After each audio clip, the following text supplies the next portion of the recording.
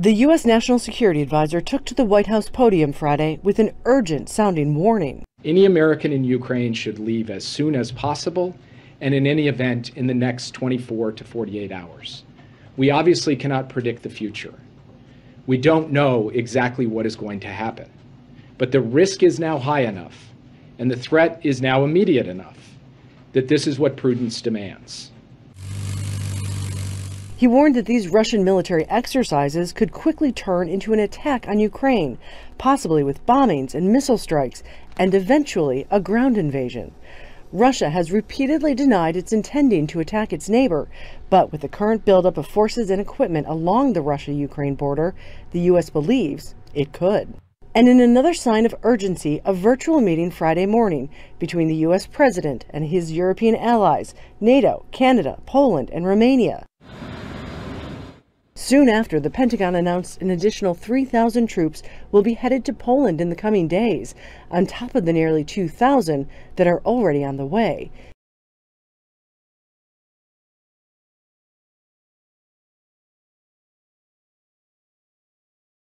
French President Emmanuel Macron refused a Russian COVID-19 test this week to prevent the country getting hold of his DNA. Two sources in the French head of state's entourage told Reuters Macron declined the Kremlin's request to take one when he arrived to see Russian President Vladimir Putin on Monday. When the pair met, they were photographed sitting at opposite ends of a table so long that it provoked satirical commentary on social media. Some, including diplomats, speculated that Putin might be using it to send a message. But the sources, who have knowledge of Macron's health protocol, said he'd been given a choice. Either accept a PCR test done by the Russian authorities and be granted access to Putin, or refuse and abide by stringent social distancing rules.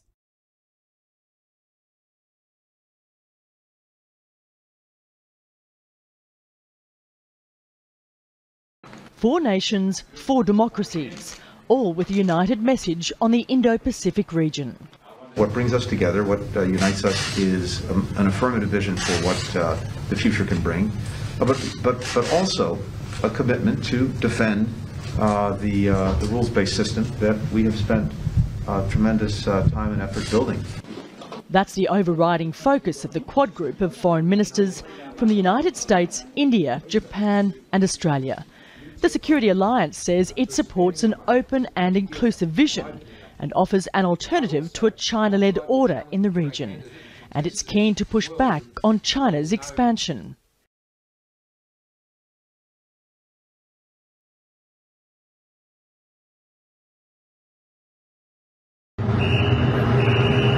The French Prime Minister warned anyone blocking the streets of Paris would be arrested.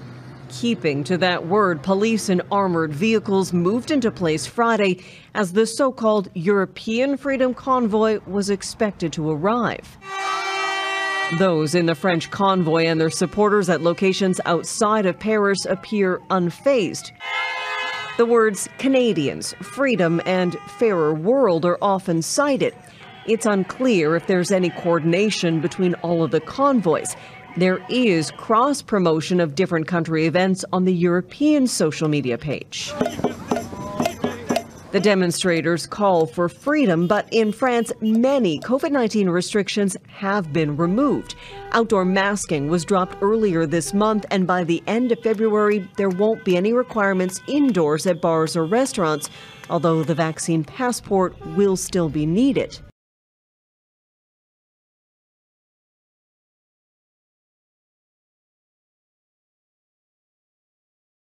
Denmark declared Friday it will partially suspend its development aid to Mali after the forced departure of its soldiers from the country as well as to Burkina Faso due to the military coup. At the end of January, the ruling junta in Mali suddenly demanded the departure of hundreds of Danish soldiers who had just arrived in the country, saying that their presence had not been subject to the consent of Bamako. Denouncing a dirty political game by the regime, Denmark announced a repatriation after 2 days of arm wrestling. But the whole future of the European anti-jihadist force Takuba is now in question. As for Burkina, the Danish decision follows last month's coup, according to Copenhagen.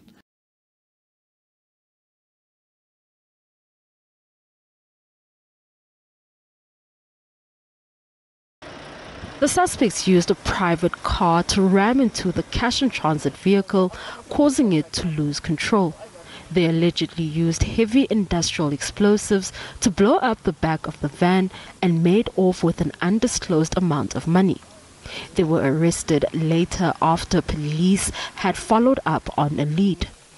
8 suspects, 7 males and 1 female, were arrested in a Carltonville suburb, while the remaining 2 were nabbed in Krugersdorp. The police seized large sums of money, explosives, and over 5 kgs of marijuana. A larger sum of money was recovered in Krugersdorp, where the remaining 2 suspects were hiding.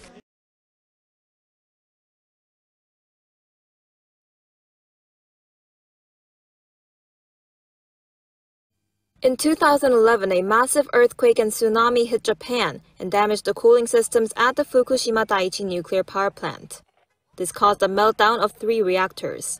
Now, at the most damaged reactor, Unit 1, a remote-controlled robot has captured images of what appears to be the nuclear fuel that melted and sank to the bottom of the reactor's containment vessel. The goal is ultimately to remove it.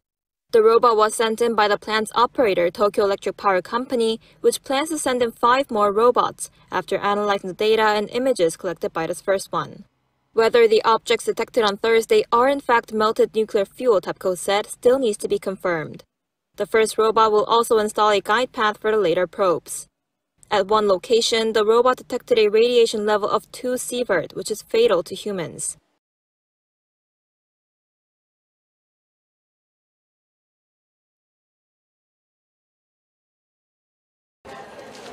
These family and friends of murdered journalist Heber Lopez are gathering for his wake. He was a manager of a news website in Mexico's southern state of Oaxaca and was shot dead on Thursday. This was a cruel act done, without doubt, by unscrupulous people.